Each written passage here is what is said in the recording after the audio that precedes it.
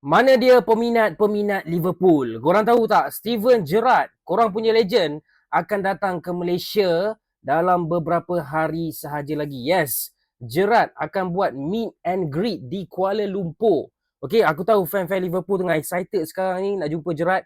Tapi korang kena tahu yang meet and greet ni bukan meet and greet percuma. Bukannya kau pergi jumpa dia macam Mesut Ozil kan, ramai-ramai pergi ke rumah dia, tidak. Yang ini berbayar dan harganya sangat-sangat keras. Walaupun Gerrard tak pernah menang EPL, tapi kau kena bayar lebih RM1,000 untuk bertangkap gambar dengan Steven G.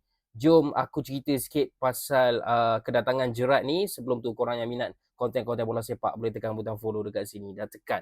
Mantap. So, Steven Gerrard datang ke Malaysia ni, dia punya announcement dah bagi tahu beberapa hari lepas. Okay, korang boleh follow account allstarsport.asia untuk update-update terkini.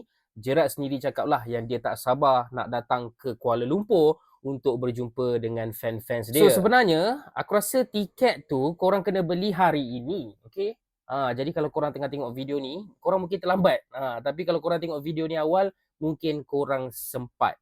Untuk event ni punya hari dan tarikh sebenarnya adalah pada hari Jumaat, okay, 8 Mei pada jam 2.30 petang. Korang tengok ni So 2.30 petang meet and greet. Lepas tu 3 suku petang kita ada signing and photograph session. So event ni sebenarnya tak adalah lama sangat pun. Daripada 2.30 sampailah 4 suku.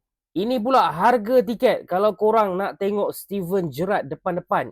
Kalau korang ambil VIP, harga dia mencecah RM1,990. Mak Datuk. Bukan main mahal lagi. Meet and greet session dalam 45 minit. Lepas tu korang dapat sign. Korang dapat gambar one on one. Lepas tu korang dapat row seat 2 yang paling depan. Korang dapat player card. Korang dapat semualah untuk VIP. Kalau korang bayar harga rendah sikit, korang tak dapat semua benefit yang ada. Yang ini, yang hujung sekali, paling murah. Kalau korang tak ada duit, korang boleh ambil yang paling murah ni. Harga RM990.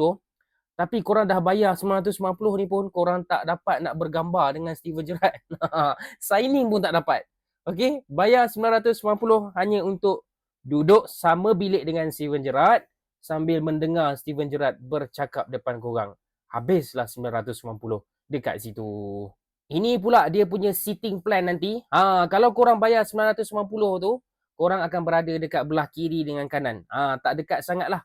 Okay, untuk mereka yang bayar harga VIP, diorang akan duduk dekat kawasan merah tu. 2 row paling dekat dengan Steven Gerrard. Okay, yang bayar Cat 1, diorang duduk belakang sikit. Yang warna biru tu.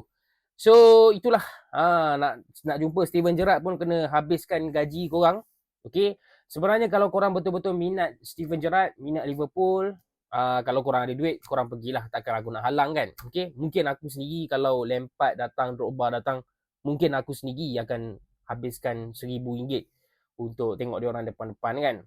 Tapi fan-fan Liverpool, macam mana? Adakah korang akan jumpa dengan Steven Gerrard lepas ni? Komen pendapat korang dekat bawah. Dan macam biasa, yang nak support we bro, tekan butang follow.